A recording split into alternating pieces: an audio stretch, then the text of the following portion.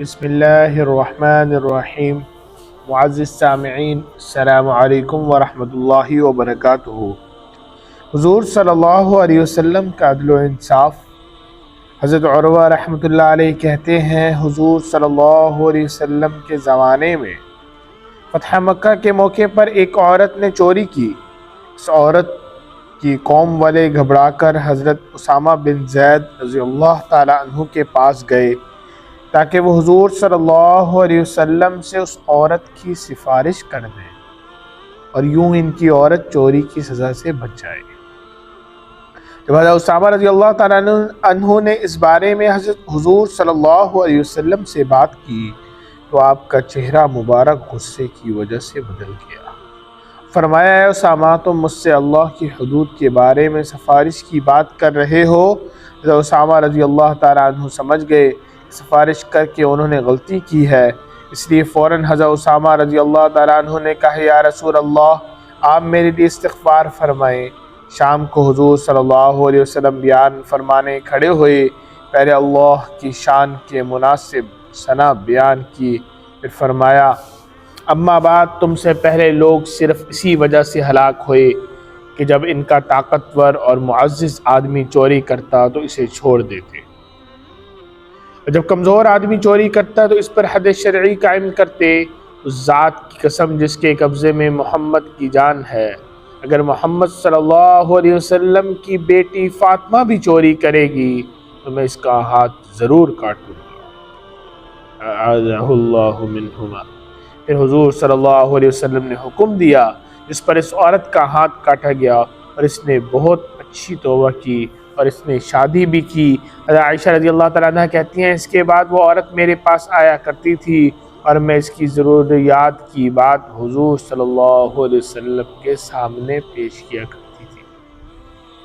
حضرت ابو قتادہ رضی اللہ تعالیٰ عنہ کہتے ہیں، ہم لوگ حضور اقدس صلی اللہ علیہ وسلم کے ساتھ غزوہ حنین کے موقع پر نکلے اور ہمارا دشمن سے سامنا ہوا تو اکثر مسلمان بکھر گئے، البتہ حضور صلی اللہ علیہ وسلم اور بعض صحابہ میدان جنگ میں جمع رہے۔ میں نے دیکھا ایک مشرک آدمی ایک مسلمان پر چڑھا ہوا ہے، تو میں نے پیچھے سے اس مشرک کے کندھے پر تلوار کا وار کیا، جس سے اس کی زرہ کٹ گئی اور کندھے کی رگ بھی کٹ گئی۔ وہ زخمی تو ہو گیا لیکن وہ مجھ پر حملہ آور ہوا اور مجھے اس زور سے بھینچا کہ میں مرنے کے قریب ہو گیا، لیکن زیادہ خون نکل جانے کی وجہ سے وہ کمزور ہو گیا۔ آخر اس پر موت کے اثرات طاری ہونے لگے اور اس نے مجھے چھوڑ دیا اور پھر وہ مر گیا۔ میں حضرت عمر رضی اللہ تعالیٰ عنہ سے ملا، میں نے ان سے کہا، لوگوں کو کیا ہوا کہ ان مسلمان کو شکست ہو گئی؟ انہوں نے کہا، اللہ کا حکم ایسا ہی تھا۔ بعد میں کفار کو مکمل شکست ہوئی اور مسلمان جیت گئے۔ پھر مسلمان میدان جنگ سے واپس آئے، حضور صلی اللہ علیہ وسلم بیٹھے ہوئے تھے۔ آپ نے فرمایا، جس نے کسی کافر کو قتل کیا ہے اور اس کے پاس گواہ بھی ہے، اس مقتول کا سامان اسے ہی ملے گا۔ میں نے کھڑے ہو کر کہا، کون میرے لیے گواہی دیتا ہے؟ جب کسی نے جواب نہ دیا تو میں بیٹھ گیا۔ پھر آپ نے اسی طرح ارشاد فرمایا۔ میں نے پھر کہا، کون میرے لیے گواہی دیتا ہے؟ جب کسی نے جواب نہ دیا تو میں بیٹھ گیا۔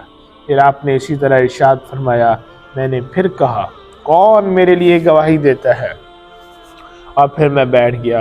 حضور صلی اللہ علیہ وسلم نے پھر وہی ارشاد فرمایا۔ میں نے پھر کہا، کون میرے لیے گواہی دیتا ہے؟ اور پھر میں بیٹھ گیا۔ آپ صلی اللہ علیہ وسلم نے پھر وہی ارشاد فرمایا۔ میں پھر کھڑا ہو گیا۔ حضور صلی اللہ علیہ وسلم نے فرمایا، اے ابو قتادہ، تمہیں کیا ہوا ہے؟ میں نے آپ کو سارا قصہ بتایا تو ایک آدمی نے کہا، یہ سچ کہتے ہیں، اس مقتول کافر کا سامان میرے پاس ہے، یا رسول اللہ، آپ ان کو کسی طرح مجھ سے راضی فرما دیں کہ میں یہ اس مقتول کا سامان میرے پاس رہنے دیں۔ حضرت ابو بکر رضی اللہ تعالیٰ عنہ نے کہا، نہیں، اللہ کی قسم، ایسے نہیں ہو سکتا، جب ان کی بات ٹھیک ہے تو یہ سامان انہی کو ملنا چاہیے۔ تمہیں دینے کا مطلب تو یہ ہوگا، اللہ اور اس کے رسول کی طرف سے لڑنے والے اللہ کے شیر کو ملنے والا سامان حضور تمہیں دے دیں۔ حضور صلی اللہ علیہ وسلم نے اس سے فرمایا، ابو بکر ٹھیک کہتے ہیں، تم ان کو وہ سامان دے دو۔ چنانچہ اس نے وہ مجھے سامان دے دیا، جس سے میں نے بنو سلمہ کے علاقے میں ایک باغ خریدا۔ یہ وہ پہلا مال تھا جو میں نے اسلام میں جمع کیا۔ حضرت عبداللہ بن ابی اسلمی رضی اللہ تعالیٰ عنہ کہتے ہیں ان کے ذمے ایک یہودی کے 4 درہم قرض سے، اس یہودی نے اس قرض کی وصولی میں حضور صلی اللہ علیہ وسلم سے مدد لینی چاہیے اور یوں کہا، ہے محمد میرے اس آدمی کے ذمے 4 درہم قرض ہیں، یہ ان دراہم کے بارے میں مجھ پر غالب آ چکے ہیں، یعنی میں کئی مرتبہ ان سے تقاضا کر چکا ہوں لیکن یہ مجھے نہیں دیتے ہیں۔ حضور نے ان سے فرمایا اس کا حق اسے دے دو۔ انہوں نے کہا اس ذات کی قسم جس نے آپ کو حق دے کر بھیجا ہے، دینے کے میرے پاس بالکل گنجائش نہیں۔ حضور صلی اللہ علیہ وسلم نے فرمایا اس کا حق اسے دو۔ انہوں نے کہا اس ذات کی قسم جس کے قبضے میں میری جان ہے، دینے کی بالکل گنجائش نہیں۔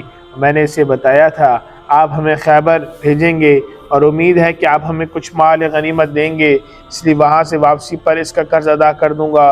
حضور صلی اللہ علیہ وسلم نے فرمایا اس کا حق ادا کرو۔ آپ کی عادت شریفہ یہ تھی کہ آپ کسی بات کو 3 دفعہ سے زیادہ نہیں فرماتے تھے، 3 دفعہ فرما دینا پورے اہتمام اور تاکید کی نشانی تھی۔ چنانچہ حضرت ابن ابی حدود بازار گئے، ان کے سر پر پگڑی تھی اور ایک چادر باندھ رکھی تھی، انہوں نے سر سے پگڑی اتار کر اسے لنگی بنا لیا اور چادر کھول کر اس یہودی سے کہا تم مجھ سے یہ چادر خرید لو۔ چنانچہ وہ چادر اس یہودی کے ہاں 4 درہم میں بیچ دیا۔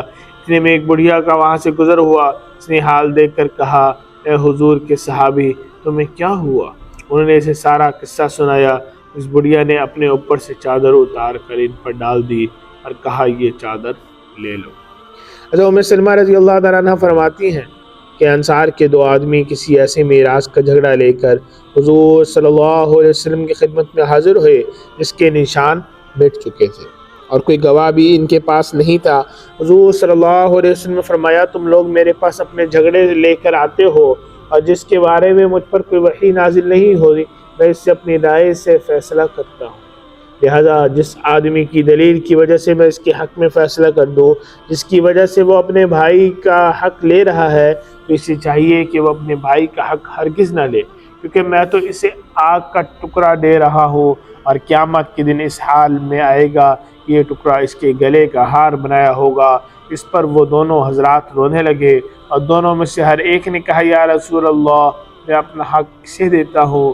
حضور صلی اللہ علیہ وسلم فرمایا جب تم نے یہ ارادہ کر لیا تو جاؤ اور حق پر چلو اور اس میراث کو آپس میں تقسیم کر لو اور تقسیم کے لیے قرآن اندازی کر لو، اور یہ سب کچھ کرنے کے بعد تم دونوں میں سے ہر ایک اپنا ساتھی کو اپنا حق معاف کر دے۔